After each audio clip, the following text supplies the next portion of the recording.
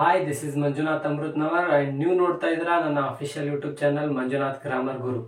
ನಿನ್ನೆ ಕ್ಲಾಸಲ್ಲಿ ನಾವು ಜನರ ಬಗ್ಗೆ ಡಿಸ್ಕಸ್ ಮಾಡಿದ್ದೀವಿ. ಇವತ್ತಿನ ಕ್ಲಾಸಲ್ಲಿ ನಾವು ಪ್ರನೌನ್ ಬಗ್ಗೆ ಡಿಸ್ಕಸ್ ಮಾಡೋಣ. ಪಾರ್ಟ್ಸ್ ಆಫ್ ಸ್ಪೀಚ್ ಅಲ್ಲಿ ಸೆಕೆಂಡ್ ಪಾರ್ಟ್ ಆಗಿರ್ತಕ್ಕಂತಹ ಪ್ರನೌನ್ ಬಗ್ಗೆ ಇವತ್ತು ಡಿಸ್ಕಸ್ ಮಾಡೋಣ.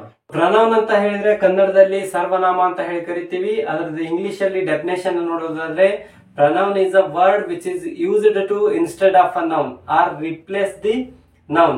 For example, Ravi is an engineer. Ravi is working in a central government. Ravi is a healthy person. ಇಲ್ಲಿ ಪದೇ ಪದೇ ರವಿ ಅನ್ನುವಂತಹ ನೌನ್ ಅನ್ನ ರಿಪಿಟೇಷನ್ ಮಾಡೋದ್ರಿಂದ ಆ ಸೆಂಟೆನ್ಸಿನ ಬ್ಯೂಟಿ ಹಾಳಾಗ್ತಾ ಇದೆ.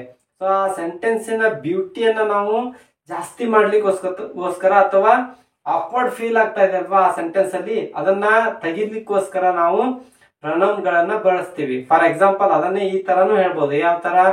Ravi is an engineer, he is working in a central government and he is a healthy person ಅಂತ ಹೇಳ್ಬೋದು. ಸೊ ಇಲ್ಲಿ ರವಿ ಅನ್ನೋದನ್ನ ಪದೇ ಪದೇ ಬಳಸೋದನ್ನ ಬಿಟ್ಟು ಅಲ್ಲಿ ಪ್ರನೌನ್ ಗಳನ್ನ ಬಳಸಿ ಸೆಂಟೆನ್ಸಿನ ಬ್ಯೂಟಿಯನ್ನ ಹೆಚ್ಚು ಮಾಡ್ತೀವಲ್ವಾ. ಸೊ ಅದಕ್ಕೋಸ್ಕರ ಈ ಪ್ರನೌನ್ ಗಳು ತುಂಬಾ ಮುಖ್ಯ ಆಗ್ತವೆ. ಸೊ ಇಷ್ಟೇ ಪ್ರನೌನ್ ಅಂತ ಹೇಳಿದ್ರೆ ಯಾವ ಶಬ್ದವು ನೌನ್ ಅನ್ನ ರಿಪ್ಲೇಸ್ಮೆಂಟ್ ಮಾಡುತ್ತಲ್ವಾ ಅದೆಲ್ಲವನ್ನು ಕೂಡ ಪ್ರನೌನ್ ಅಂತ ಹೇಳಿ ಕರಿತೀವಿ. ಹಾಗೆ ಮುಖ್ಯವಾಗಿ ನೋಡುವುದಾದ್ರೆ ಒಟ್ಟು 8 ಪ್ರನೌನ್ ಗಳನ್ನ ನಾವು ನೋಡ್ತೀವಿ. ಮುಖ್ಯವಾಗಿ I, we, you, you, he, she, it, they ಈ ಎಲ್ಲ 8 ಪ್ರನೌನ್ ಗಳನ್ನ ನಾವು ಮುಖ್ಯವಾದಂತಹ ಭಾಗ ಅಂತ ಹೇಳಿ ಕನ್ಸಿಡರ್ ಮಾಡಿದ್ರೆ ಮತ್ತೆ ಪ್ರನೌನ್ ಗಳಲ್ಲಿಯೇ ನಾವು ವಿವಿಧ ರೀತಿಯಾದಂತಹ ವಿಧಗಳನ್ನ ಕಾಣ್ತೀವಿ. ಕೈಂಡ್ಸ್ ಆಫ್ ಪ್ರನೌನ್ ಅಂತ ಬರುತ್ತೆ. ಆ ಕೈಂಡ್ಸ್ ಆಫ್ ಪ್ರನೌನ್ ಅನ್ನ ನಾವೀಗ ಒನ್ ಬೈ ಒನ್ ಡಿಸ್ಕಸ್ ಮಾಡೋಣ. ಪ್ರನೌನ್ ಅಲ್ಲಿ ಮೊದಲನೇ ವಿಧ ಅಂತ ಬಂದಾಗ ಪರ್ಸನಲ್ ಪ್ರನೌನ್ಸ್ ಅಂತ ಹೇಳಿ ತಗೊಳ್ತೀವಿ. ವ್ಯಕ್ತಿವಾಚಕ ಸರ್ವನಾಮಗಳು ಅಥವಾ ಪುರುಷ ವಾಚಕಗಳು ಅಂತ ಹೇಳಿ ಕೂಡ ಕರೀತಾರೆ. ಸೊ ಪರ್ಸನಲ್ ಪ್ರನೌನ್ ಅಲ್ಲಿ ಮತ್ತೆ 3 ಕೆಟಗರಿಯನ್ನ ಮಾಡ್ಕೊಳ್ತೀವಿ. ಫಸ್ಟ್ ಪರ್ಸನ್ ಅಂದ್ರೆ ಉತ್ತಮ ಪುರುಷ, ಸೆಕೆಂಡ್ ಪರ್ಸನ್ ಮಧ್ಯಮ ಪುರುಷ, ಥರ್ಡ್ ಪರ್ಸನ್ ಪ್ರಥಮ ಪುರುಷ ಅಂತ ಹೇಳಿ 3 ವಿಧಗಳನ್ನ ಮಾಡ್ಕೊಳ್ತೀವಿ. ಆಮೇಲೆ ಅದನ್ನ ಸಿಂಗ್ಯುಲರ್, ಪ್ಲೂರಲ್ ಅಂತ ಹೇಳಿ ನಂಬರ್ ಅಲ್ಲಿ ಡಿವಿಷನ್ ಮಾಡ್ಕೊಳ್ತೀವಿ. ಇಲ್ಲಿ ಸಬ್ಜೆಕ್ಟ್ ಅಲ್ಲಿ ಇರ್ತಕ್ಕಂತಹ ಮೇನ್ ಪಾರ್ಟ್ ಆಗಿರುವ ಎಲ್ಲಾ ಪ್ರನೌನ್ಗಳು ಆಬ್ಜೆಕ್ಟಿವ್ ಹೋದಾಗ ಯಾವ ರೀತಿ ಚೇಂಜಸ್ ಆಗುತ್ತೆ ಮತ್ತೆ ಪೊಸೆಸಿವ್ನೆಸ್ ಹೋದಾಗ ಯಾವ ರೀತಿ ಚೇಂಜಸ್ ಆಗುತ್ತೆ ಅನ್ನೋದನ್ನ ಸ್ವಲ್ಪ ಅಬ್ಸರ್ವ್ ಮಾಡೋಣ. ಫಸ್ಟ್ ಪರ್ಸನ್ ಅಂತ ಬಂದಾಗ ಸಿಂಗ್ಯುಲರ್ ಅಲ್ಲಿ ಐ ಅಲ್ಲಿ ಸಬ್ಜೆಕ್ಟ್ ಅಲ್ಲಿ ಐ ಅಂತ ಇರೋದು ಆಬ್ಜೆಕ್ಟಿವ್ ಹೋದಾಗ ಮೀ ಅಂತ ಆಗುತ್ತೆ. ಇದನ್ನ ಆಮೇಲೆ ಡಿಸ್ಕಸ್ ಮಾಡೋಣ. ಮೊದಲಿಗೆ ಇವೆರಡನ್ನ ನೋಡ್ಕೊಳ್ಳೋಣ. ಸಿಂಗ್ಯುಲರ್ ಅಲ್ಲಿ ಐ ಅನ್ನೋ ಸಬ್ಜೆಕ್ಟ್ ಅಲ್ಲಿ ಐ ಇದ್ರೆ ಆಬ್ಜೆಕ್ಟ್ ಅಲ್ಲಿ ಅದು ಮೀ ಅಂತ ಆಗತ್ತೆ. ಅದೇ ಫಸ್ಟ್ ಪರ್ಸನ್ ಅಲ್ಲಿ ಪ್ಲೂರಲ್ ಅಂತ ಬಂದಾಗ ವಿ ಅಂತ ತಗೊಳ್ತೀವಿ. ಈ ವಿ ಆಬ್ಜೆಕ್ಟ್ ಅಲ್ಲಿ ಇದ್ದಿದ್ದು ಸಬ್ಜೆಕ್ಟ್ ಹೋದಾಗ ಅಸ್ ಆಗತ್ತೆ. ಸೆಕೆಂಡ್ ಪರ್ಸನ್ ಅಂತ ಬಂದಾಗ ಸಿಂಗ್ಯುಲರ್ ಅಲ್ಲಿ ಯು ಬಳಸ್ತೀವಿ, ಪ್ಲೂರಲ್ ಅಲ್ಲೂ ಕೂಡ ಯು ಬಳಸ್ತೀವಿ. ಇದು ಇಂಗ್ಲಿಷ್ ಅಲ್ಲಿ ಎರಡೂ ಕಡೆ ಒಂದೇ ರೀತಿಯಾಗಿ ನಾವು ಬಳಸುವಂತ ಶಬ್ದ ಆಗುತ್ತೆ. ಸೊ ಯು ಅಂತ ಸಬ್ಜೆಕ್ಟ್ ಅಲ್ಲಿ ಬಳಸಿದ್ರೆ ಆಬ್ಜೆಕ್ಟ್ ಅಲ್ಲೂ ಕೂಡ ಯು ಅಂತ ಬಳಸ್ತೀವಿ. ಪ್ಲೂರಲ್ ಅಲ್ಲಿ ಬಂದಾಗ ಯು ಅಂತ ಹೇಳಿ ಎರಡು ಕಡೆ ಯು ಅಂತ ಹೇಳಿ ಕನ್ಸಿಡರ್ ಮಾಡ್ತೀವಿ. ಇನ್ನು ಥರ್ಡ್ ಪರ್ಸನ್ ಅಂತ ಬಂದಾಗ ಸಿಂಗ್ಯುಲರ್ ಅಲ್ಲಿ ಹಿ, ಶಿ, ಇಟ್ ಅಂತ ಬಂದಿದ್ದು ಅದನ್ನ ಆಬ್ಜೆಕ್ಟಿವ್ ತಗೊಂಡು ಹೋದಾಗ ಹಿ ಇದ್ದಿದ್ದು ಹಿಮ್ ಆಗತ್ತೆ, ಸಿ ಇದ್ದಿದ್ದು ಹರ್ ಆಗತ್ತೆ, ಇಟ್ ಇದ್ದಿದ್ದು ಇಟ್ ಆಗತ್ತೆ. ಇಲ್ಲಿಯೂ ಕೂಡ ಯಾವುದೇ ಚೇಂಜಸ್ ಆಗೋದಿಲ್ಲ. ಇದು ಸ್ವಲ್ಪ ಸೂಕ್ಷ್ಮವಾಗಿ ತಿಳ್ಕೋಬೇಕು. ಯಾಕಂತ ಹೇಳಿದ್ರೆ ಟೆನ್ಸ್ ಅನ್ನ ಅಧ್ಯಯನ ಮಾಡುವಾಗ ಇಲ್ಲಿ ತುಂಬಾ ಕನ್ಫ್ಯೂಷನ್ ಕ್ರಿಯೇಟ್ ಆಗತ್ತೆ. ಅದಕ್ಕೋಸ್ಕರ ನಾನು ಹೇಳ್ತಾ ಇರೋದು ಥರ್ಡ್ ಪರ್ಸನ್ ಅಂತ ಬಂದಾಗ ಸಿಂಗ್ಯುಲರ್ ಅಲ್ಲಿ ಹಿ, ಶಿ, ಇಟ್ ಅನ್ನ ಕನ್ಸಿಡರ್ ಮಾಡ್ತೀವಿ. ಆ ಹಿ ಇದನ್ನ ಅಬ್ಜೆಕ್ಟಿವ್ ತಗೊಂಡು ಹೋದಾಗ ಹಿಮ್ ಆಗತ್ತೆ, ಸಿ ಇದ್ದಿದ್ದು ಹರ್ ಆಗತ್ತೆ, ಇಟ್ ಇದ್ದಿದ್ದು ಇಟ್ಟೆ ಅಂತ ಹೇಳಿ ಕನ್ಸಿಡರ್ ಮಾಡ್ತೇವೆ. ಅದನ್ನೇ ಥರ್ಡ್ ಪರ್ಸನ್ ಅಲ್ಲಿ ಪ್ಲೂರಲ್ ಅಂತ ಬಂದಾಗ ದೇ ಇದ್ದಿದ್ದು ದೆಮ್ ಆಗತ್ತೆ. ಸೊ ಇದನ್ನ ಸ್ವಲ್ಪ ಯಾವ ರೀತಿ ಚೇಂಜಸ್ ಆಗುತ್ತೆ ಸೆಂಟೆನ್ಸ್ ಅಲ್ಲಿ ಅಂತ ನೋಡೋದಾದ್ರೆ ಇಲ್ಲೊಂದು ಸೆಂಟೆನ್ಸ್ ಬರ್ತಿದ್ದೀನಿ. ಐ ರೈಟ್ ಅ ಲೆಟರ್ ಅಂತ ಇದೆ. ಇಲ್ಲಿ ಸಬ್ಜೆಕ್ಟ್ ಅಲ್ಲಿ ಇರ್ತಕ್ಕಂತಹ ಐ ಆಬ್ಜೆಕ್ಟಿವ್ ಹೋದಾಗ ಯಾವ ರೀತಿ ಚೇಂಜಸ್ ಆಗುತ್ತೆ ನೋಡಿ. ಐ ರೈಟ್ ಅ ಲೆಟರ್ ಅಂತ ಇದೆ. ಅದನ್ನ ನಾವು a letter is written by me. ಈ ಐ ಇದ್ದಿದ್ದು ಸಬ್ಜೆಕ್ಟ್ ಅಲ್ಲಿ ಇರ್ತಕ್ಕಂತಹ ಐ ಆಬ್ಜೆಕ್ಟ್ ಗೆ ಬಂದಾಗ ಮೀ ಆಗಿ ಚೇಂಜ್ ಆಯ್ತು. ಅಂದ್ರೆ ಇದು ಮತ್ತೆ ಇದು ಎರಡು ಸೇಮ್ ಮೀನಿಂಗ್ ಅನ್ನೇ ಕೊಡುವಂತಹ ಸೆಂಟೆನ್ಸ್, ಎರಡು ಒಂದೇ ಸೆಂಟೆನ್ಸ್ ಅದು, ಅಂದ್ರೆ ಒಂದೇ ಅರ್ಥ ಕೊಡುವಂತಹ ಸೆಂಟೆನ್ಸ್. ಇಲ್ಲಿ ಸಬ್ಜೆಕ್ಟ್ ಅಲ್ಲಿ ಇರ್ತಕ್ಕಂಥ ಐ ಆಬ್ಜೆಕ್ಟಿವ್ ಬಂದಾಗ ಮೀ ಆಯ್ತು. ಅದನ್ನೇ ನಾವು ಬೇಕಿದ್ರಲ್ಲಿ ವಿ ಹಾಕೊಂಡು ಓದ್ಬೋದು. ವಿ ರೈಟ್ ಅ ಲೆಟರ್ ಅಂತ ಇದ್ದದನ್ನ ಆ letter is return by us. You ಅಂತ ತಗೊಂಡ್ರೆ ಯು ರೈಟ್ ಅ ಲೆಟರ್ ಅಂತ ಇದ್ದದನ್ನ ಆ letter is return by you ಅಂತ ಹೇಳಿ ಬರುತ್ತೆ. ಯಾಕಂದ್ರೆ ಸಬ್ಜೆಕ್ಟ್ ಅಲ್ಲೂ ಮತ್ತು ಆಬ್ಜೆಕ್ಟ್ ಅಲ್ಲೂ ಸೇಮ್ ಕನ್ಸಿಡರ್ ಮಾಡ್ತೀವಿ. ಸಿ ರೈಟ್ಸ್ ಅ ಲೆಟರ್ ಅಂತ ಇರೋದು ಆ letter is return by her ಅಂತ ಕನ್ಸಿಡರ್ ಮಾಡ್ತೀವಿ.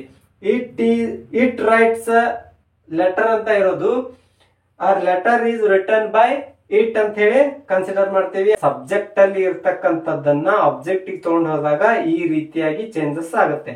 ಇನ್ನ ಪೊಸೆಸಿವ್ನೆಸ್ ಅಂತ ಪೊಸೆಸಿವ್ ಅಂತ ಇದೆ. ಪೊಸೆಸಿವ್ ಅಂದ್ರೆ ಕನ್ನಡದಲ್ಲಿ ನಂದು ಅಂತ ಏನ್ ಹೇಳ್ಕೊಳ್ತೀವಲ್ವಾ ಅದನ್ನ ನಾವು ಪೊಸೆಸಿವ್ ಅಂತ ಹೇಳಿ ಕರಿತೀವಿ. For example my name is Manjunath, ಇದು ನನ್ನ ಹೆಸರು ಅಂತ ಏನ್ ಹೇಳ್ಕೊಳ್ತೀವಲ್ವಾ, ನಂದು ಅಂತ ಏನ್ ಹೇಳ್ಕೊಳ್ತೀವಲ್ವಾ ಅದಕ್ಕೆ ಪೊಸೆಸಿವ್ ಅಂತ ಹೇಳ್ತೀವಿ. ಸೊ ಇಲ್ಲಿ ಐ ಅಂತ ಇರೋದು ಪೊಸೆಸಿವ್ ಬಂದಾಗ ಮೈ ಆಗತ್ತೆ, ಮೈನ್ ಆಗತ್ತೆ, ಟು ಮೀ ಆಗತ್ತೆ. ಅಂದ್ರೆ ಎಲ್ಲವೂ ನನ್ನದು ಅಂತ ಹೇಳಲಿಕ್ಕೆ ಬಳಸುವಂತಹ ಶಬ್ದಗಳಾಗಿರ್ತವೆ. ವಿ ಅಂತ ಅನ್ನೋದು ಅವರ್ ಆಗತ್ತೆ, ಅವರ್ಸ್ ಆಗತ್ತೆ, ಟು ಅಸ್ ಆಗತ್ತೆ. ಇವು ಇದ್ದು ಇಲ್ಲಿ ಎರಡೂ ಕಡೆ ಸೇಮ್ ಆಗಿ ಯೂಸ್ ಮಾಡ್ತೀವಿ. Yours, to you.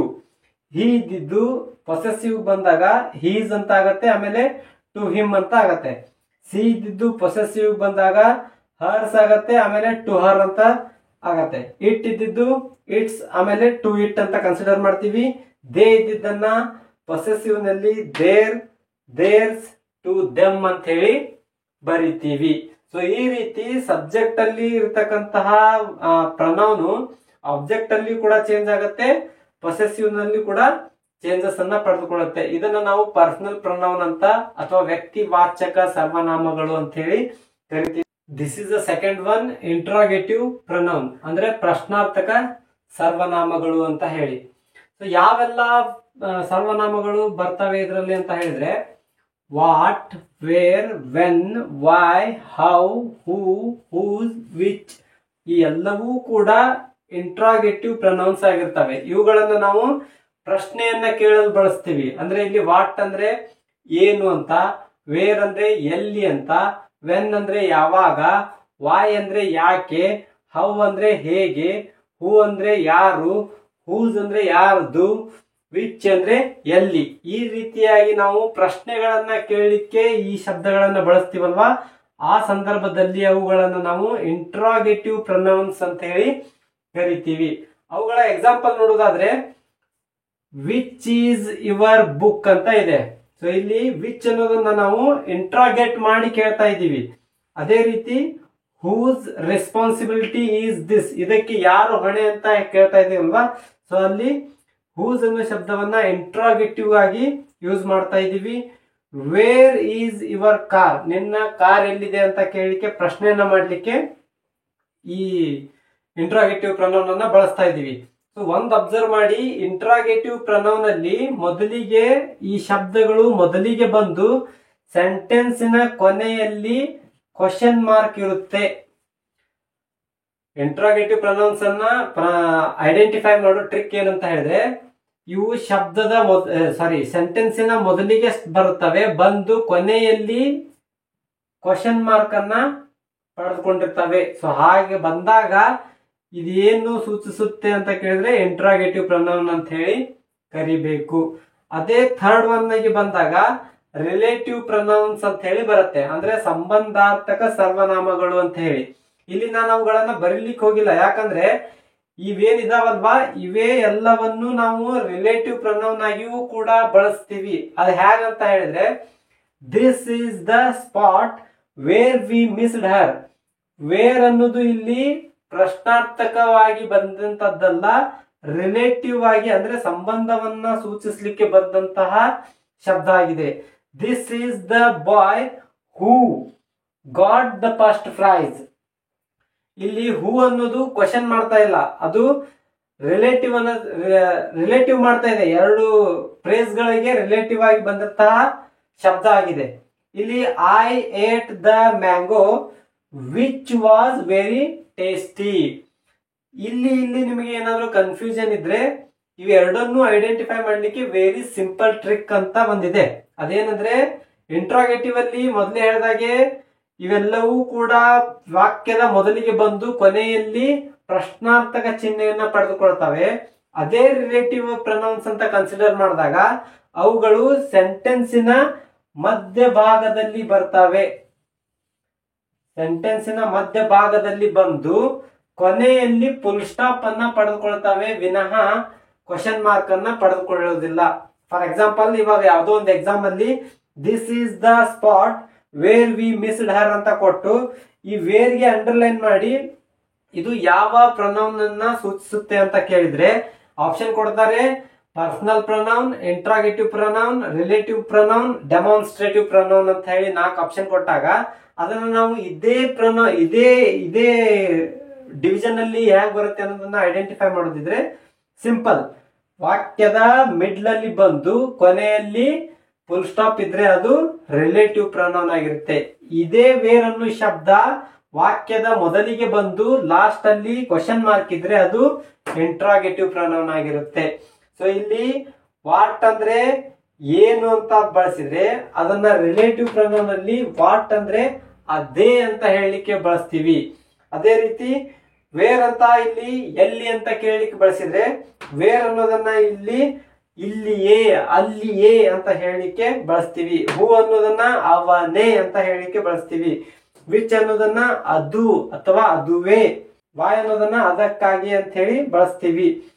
So what ಅಂದ್ರೆ ಅದೇ ಅಂತ ಹೇಳೋದಕ್ಕೆ ನಾವು ಬಳಸ್ತೀವಲ್ವಾ, ಅದು ರಿಲೇಟಿವ್ ಪ್ರೊನೌನ್ ಆಗಿರುತ್ತೆ. Fourth one is demonstrative pronouns, ಅಂದ್ರೆ ಕನ್ನಡದಲ್ಲಿ ದರ್ಶಕ ಸರ್ವನಾಮಗಳು ಅಂತ ಹೇಳಿ ಕರಿತೀವಿ. ಇದರ ಡೆಫಿನೇಷನ್ ಅನ್ನು ನೋಡೋದಾದ್ರೆ words which is used to show a particular person or things that is called as demonstrative pronouns. ಅಂದ್ರೆ ಒಬ್ಬ ಪರ್ಟಿಕ್ಯುಲರ್ ಆಗಿರ್ತಕ್ಕಂತಹ ವ್ಯಕ್ತಿಯನ್ನ ಅಥವಾ ವಸ್ತುಗಳನ್ನ ಸೂಚಿಸ್ಲಿಕ್ಕೆ ಬಳಸುವಂತಹ ಶಬ್ದಗಳನ್ನ ನಾವು ಡೆಮಾನ್ಸ್ಟ್ರೇಟಿವ್ ಪ್ರೊನೌನ್ ಅಂತ ಹೇಳಿ ಕರಿತೀವಿ. ಅವು ಯಾವ್ದಾವ್ದು ಅಂತ ಹೇಳಿದ್ರೆ ದಿಸ್, ದ್ಯಾಟ್, ದೀಸ್, ದೋಸ್, ಈ 4 ಶಬ್ದಗಳನ್ನು ನಾವು ಡೆಮಾನ್ಸ್ಟ್ರೇಟಿವ್ ಅಂತ ಹೇಳಿ ಕರಿತೀವಿ. ಅದನ್ನ ಇಲ್ಲಿ ಎಕ್ಸಾಂಪಲ್ ನೋಡೋದಾದ್ರೆ this is a board, that is a table. ಅಂದ್ರೆ ಪರ್ಟಿಕ್ಯುಲರ್ ಆಗಿ ನಾನು ಇದನ್ನ ತೋರಿಸ್ತಾ ಇದ್ದೀನಿ. ದಿಸ್ ಈಸ್ ಅ ಬೋರ್ಡ್ ಅಂತ ಹೇಳಿ ಪರ್ಟಿಕ್ಯುಲರ್ ಆಗಿ ತೋರಿಸ್ತಾ ಇದ್ದೀನಿ. ದಟ್ ಈಸ್ ಅ ಟೇಬಲ್, ಅದು ಟೇಬಲ್ ಅಂತ ಹೇಳಿ ಪರ್ಟಿಕ್ಯುಲರ್ ಆಗಿ ಅದನ್ನ ತೋರಿಸ್ತಾ ಇದ್ದೀನಿ. These are greeting cards, those are playing cards. So ಇಲ್ಲಿ ಪರ್ಟಿಕ್ಯುಲರ್ ಆಗಿ ತೋರಿಸಲಿಕ್ಕೆ ಬಳಸುವಂತಹ ಶಬ್ದಗಳನ್ನು ಡೆಮಾನ್ಸ್ಟ್ರೇಟಿವ್ ಅಂತ ಹೇಳಿದ್ವಿ. ಆ ಡೆಮಾನ್ಸ್ಟ್ರೇಟಿವ್ ಶಬ್ದಗಳು ಸಬ್ಜೆಕ್ಟ್ ಆಗಿಯೂ ಕೂಡ ಕೆಲಸ ಮಾಡ್ತವೆ, ಅದೇ ರೀತಿ ಆಬ್ಜೆಕ್ಟ್ ಆಗಿಯೂ ಕೂಡ ಕೆಲಸ ಮಾಡ್ತವೆ. ಆಬ್ಜೆಕ್ಟ್ ಆಗಿ ಯಾವ ರೀತಿ ಕೆಲಸ ಮಾಡ್ತಾವೆ ಅಂತ ಹೇಳಿದ್ರೆ ಐ ಕ್ಲೀನ್ ದಿಸ್, ನಾನು ಈ ಬೋರ್ಡ್ ಅನ್ನ ಕ್ಲೀನ್ ಮಾಡ್ತೀನಲ್ವಾ, so I clean this. I like that, I bought these, I purchased those. So ಇವೆಲ್ಲವೂ ಕೂಡ ಆಬ್ಜೆಕ್ಟ್ ಅಂತ ಹೇಳಿ ಕನ್ಸಿಡರ್ ಮಾಡ್ತೇವೆ. ಅಂದ್ರೆ ಡೆಮಾನ್ಸ್ಟ್ರೇಟಿವ್ ನ ನಾವು ಸಬ್ಜೆಕ್ಟ್ ಆಗಿಯೂ ಕೂಡ ಯೂಸ್ ಮಾಡಬಹುದು, ಅದೇ ರೀತಿ ಆಬ್ಜೆಕ್ಟ್ ಆಗಿಯೂ ಕೂಡ ಯೂಸ್ ಮಾಡಬಹುದು. ಇರುವು 4 ಡೆಮಾನ್ಸ್ಟ್ರೇಟಿವ್ ಪ್ರೊನೌನ್ಗಳಿವೆ. ಸೊ ಅದನ್ನೇ ಸ್ವಲ್ಪ ಕೆಳಗೆ ನೋಡಿ, ಇಲ್ಲಿ ಐ ಲೈಕ್ ದಿಸ್ ಬೋರ್ಡ್ ಅಂತ ಇದೆ. I like this board. We bought that table. She got those sarees. I sent this cards. So ಇಲ್ಲಿ ಈ ನಾಮಪದಗಳ ಹಿಂದ್ಗಡೆ ಬಂದಿವೆ. ಇದು ನೌನ್ ಅಂತ ಕನ್ಸಿಡರ್ ಮಾಡ್ತೀವಿ, ಇದನ್ನು ನೌನ್ ಅಂತ ಕನ್ಸಿಡರ್ ಮಾಡ್ತೀವಿ, ಇದನ್ನು ನೌನ್ ಅಂತ ಕನ್ಸಿಡರ್ ಮಾಡ್ತೀವಿ, ಇದನ್ನು ನೌನ್ ಅಂತ ಕನ್ಸಿಡರ್ ಮಾಡಿದ್ರೆ ಇದನ್ನ ಹೊಗಳ್ತಾ ಇರುವಂತಹ ಶಬ್ದಗಳು ಇವಾಗಿರೋದ್ರಿಂದ ಇವುಗಳನ್ನ ನಾವು ಅಡ್ಜೆಕ್ಟಿವ್ಸ್ ಅಂತ ಹೇಳಿ ಕರಿತೀವಿ. ಇಲ್ಲಿ ಈ ರೀತಿ ಬಂದಾಗ ಇವು ಅಡ್ಜೆಕ್ಟಿವ್ ಆಗಿ ಕೆಲಸ ಮಾಡ್ತವೆ. ಈ ರೀತಿಯಾಗಿ ಬಂದಾಗ ಡೆಮಾನ್ಸ್ಟ್ರೇಟಿವ್ ಪ್ರೊನೌನ್ಗಳಾಗಿ ಕೆಲಸ ಮಾಡ್ತವೆ. ಸೊ ಈ ರೀತಿ ಬಂದಾಗ ನಾವು ಅವುಗಳನ್ನ ಪರ್ಟಿಕ್ಯುಲರ್ ಆಗಿ ಯಾವ ಹೆಸರಿಂದ ಕರಿಬೇಕು ಅಂತ ಹೇಳಿದ್ರೆ ಡೆಮಾನ್ಸ್ಟ್ರೇಟಿವ್ ಅಡ್ಜೆಕ್ಟಿವ್ಸ್ ಅಂತ ಹೇಳಿ ಕರಿಬೇಕು. ಕೆಇಎದಲ್ಲಿ ಈ ರೀತಿ ಕ್ವಶನ್ಸ್ ರೈಸ್ ಮಾಡಿದ್ರೆ KPSC ಅವರು ಇದರಲ್ಲಿ ಆಟ ಆಡ್ತಾರೆ. ಯಾಕಂದ್ರೆ ನಾವೇನ್ ಮಾಡಿರ್ತೀವಿ, ಡೆಮಾನ್ಸ್ಟ್ರೇಟಿವ್ ಪ್ರೊನೌನ್ಸ್ ಅಂತ ಅಂದ ತಕ್ಷಣ ಏನ್ ಮಾಡ್ತೀವಿ, ಮೊದಲಿಗೆ ಬರುವಂತಹ ಈ 4 ಶಬ್ದಗಳನ್ನ ನೆನ್ಪಿಟ್ಟಿರ್ತೀವಿ. ಸಬ್ಜೆಕ್ಟ್ ಅಲ್ಲಿ ಅಥವಾ ಆಬ್ಜೆಕ್ಟ್ ಅಲ್ಲಿ ಬಂದ್ರೆ ಅದು ಡೆಮಾನ್ಸ್ಟ್ರೇಟಿವ್ ಪ್ರೊನೌನ್ ಅಂತ ಹೇಳಿ ಗುರ್ತು ಹಿಡಿದ್ಬಿಡ್ತೀವಿ. ಯಾವ್ದಕ್ಕೆ ಅದಕ್ಕೆ ಅಂಡರ್ಲೈನ್ ಮಾಡಿದ್ರೆ ಅದನ್ನ ಸಡನ್ ಆಗಿ ಆನ್ಸರ್ ಮಾಡ್ಬಿಡ್ತೀವಿ. ಅದೇ ಡೆಮಾನ್ಸ್ಟ್ರೇಟಿವ್ ಪ್ರೊನೌನ್ ಅನ್ನ KPSC ಅವರು ಯಾವ ರೀತಿ ಕೇಳ್ತಾರ ಅಂತ ಹೇಳಿದ್ರೆ ಐ ಲೈಕ್ ದಿಸ್ ಬೋರ್ಡ್ ಅಂತ ಈ ರೀತಿ ಇದೆ ಅಂತಲ್ಲ, ಈ ರೀತಿ ಎಕ್ಸಾಂಪಲ್ ಅಲ್ಲಿ ಮಿಡ್ಲ್ ಅಲ್ಲಿ ಕೊಟ್ಟು ಅದಕ್ಕೆ ಅಂಡರ್ಲೈನ್ ಮಾಡಿ ಇದು ಏನ್ ಇಂಡಿಕೇಟ್ ಮಾಡ್ತಾ ಇದೆ ಅಂತ ಹೇಳಿ ಕ್ವಶನ್ ರೈಸ್ ಮಾಡ್ತಾರೆ. ಡೆಮಾನ್ಸ್ಟ್ರೇಟಿವ್ ಪ್ರೊನೌನ, ಡೆಮಾನ್ಸ್ಟ್ರೇಟಿವ್ ಅಡ್ಜೆಕ್ಟಿವ್ ಅಥವಾ ಪರ್ಸನಲ್ ಪ್ರೊನೌನ ಅಥವಾ ನನ್ ಆಫ್ ದೀಸ್ ಅಂತ ಹೇಳಿ, ಮೇಲಿನ ಯಾವುದೂ ಅಲ್ಲ ಅಂತ ಹೇಳಿ ಅಥವಾ ಮೇಲಿನ ಎಲ್ಲವೂ ಹೌದಾ ಅಂತ ಈ ರೀತಿ ಕೇಳುವಂತ ಸಾಧ್ಯತೆ ಇರುತ್ತೆ. ಸೊ ಈ ರೀತಿ ಕೊಟ್ಟಾಗ ಅದು ನಾಮಪದವನ್ನ ಹೊಗಳ್ತಾ ಇರೋದ್ರಿಂದ ಅದನ್ನ ನಾವು ಡೆಮಾನ್ಸ್ಟ್ರೇಟಿವ್ ಅಡ್ಜೆಕ್ಟಿವ್ ಅಂತ ಹೇಳಿ ಕರಿಬೇಕು. ಮೇಲ್ಗಡೆ ಅದನ್ನ ಡೆಮಾನ್ಸ್ಟ್ರೇಟಿವ್ ಪ್ರೊನೌನ್ಸ್ ಅಂತ ಕರೆದ್ವಿ, ಅದೇ ರೀತಿ ಇಲ್ಲಿ ಅವುಗಳನ್ನ ಡೆಮಾನ್ಸ್ಟ್ರೇಟಿವ್ ಅಡ್ಜೆಕ್ಟಿವ್ಸ್ ಅಂತ ಹೇಳಿ ಕರಿತೀವಿ. ಸೊ ಇದು 4ನೇದಾಗಿತ್ತು. So 5th one reflexive pronouns, ಆತ್ಮಾರ್ಥಕ ಸರ್ವನಾಮಗಳು ಅಂತ ಹೇಳಿ ಕರಿತೀವಿ.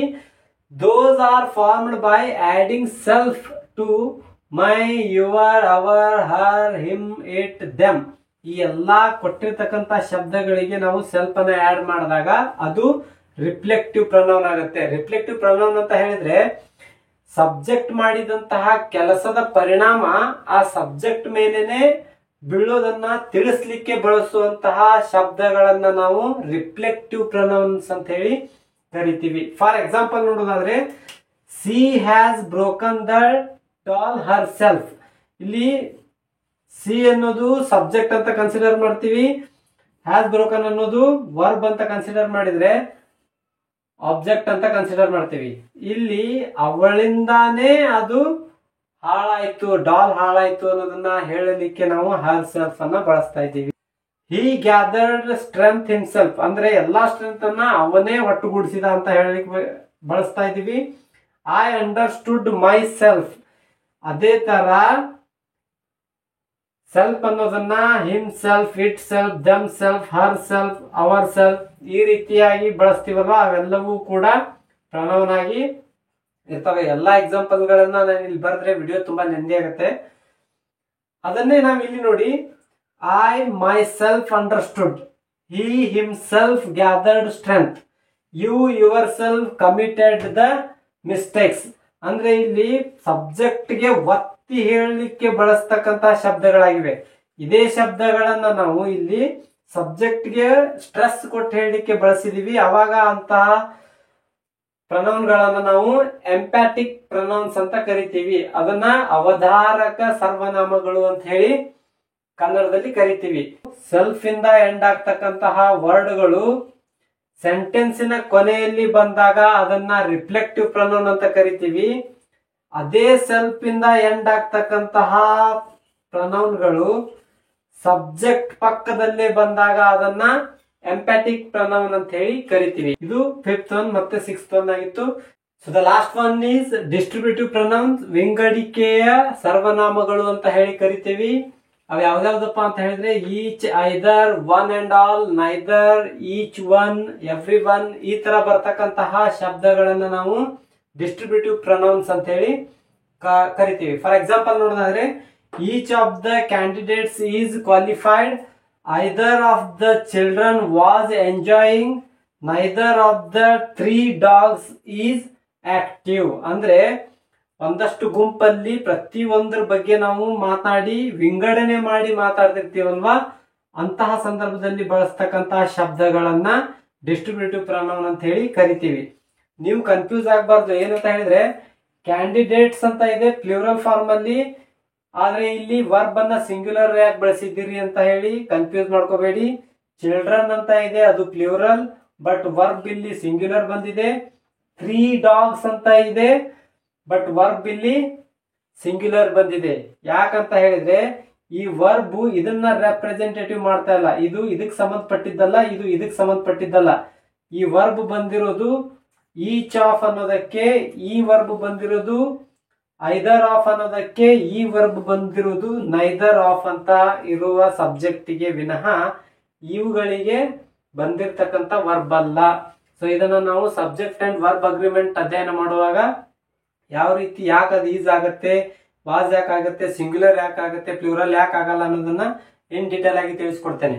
ಸೊ ನಮಗೆ ಈಗಷ್ಟೇ ಗೊತ್ತಿರಬೇಕು, ಈ ವರ್ಡ್ಗಳು ಬಂದಾಗ ನಾವು ಅವುಗಳನ್ನ ಡಿಸ್ಟ್ರಿಬ್ಯೂಟಿವ್ ಪ್ರೊನೌನ್ ಅಂತ ಹೇಳಿ ಕರಿತೀವಿ. This is all about pronoun. I hope ಎಲ್ಲರಿಗೂ ಅರ್ಥ ಆಗಿದೆ ಅನ್ಕೊಳ್ತೀನಿ. ಯೂಟ್ಯೂಬ್ ಅಲ್ಲಿ ಇಷ್ಟು ಇನ್ ಡೀಟೇಲ್ ಆಗಿ ಎಲ್ಲೂ ಕ್ಲಾಸ್ ನಿಮಗೆ ಸಿಗೋದಿಲ್ಲ. ಬಟ್ ನಾನು ಸೆಲೆಕ್ಟೆಡ್ ಎಕ್ಸಾಂಪಲ್ಸ್ ಗಳನ್ನ ತಗೊಂಡು, ಅಂದ್ರೆ ಈ ಹಿಂದೆ ನಡೆದಿರ್ತಕ್ಕಂತಹ ಎಕ್ಸಾಮ್ಗಳಲ್ಲಿ ಬಂದಿರತಕ್ಕಂಥ ಕ್ವಶನ್ ಗಳನ್ನ ಎಕ್ಸಾಂಪಲ್ಸ್ ಆಗಿ ತಗೊಂಡು ನಿಮಗೆ ತಿಳಿಸುವಂತಹ ಪ್ರಯತ್ನ ಮಾಡಿದ್ದೀನಿ. ನಿಮ್ಗೆಲ್ಲರಿಗೂ ಅರ್ಥ ಆಗಿದೆ ಅಂತ ಭಾವಿಸ್ತೀನಿ. ದಯವಿಟ್ಟು ಯಾರೆಲ್ಲ ಹೊಸದಾಗಿ ನನ್ನ ಚಾನೆಲ್ ಅನ್ನ ನೋಡ್ತಾ ಇದ್ದೀರಿ, ಸಬ್ಸ್ಕ್ರೈಬ್ ಮಾಡ್ಕೊಳ್ಳಿ.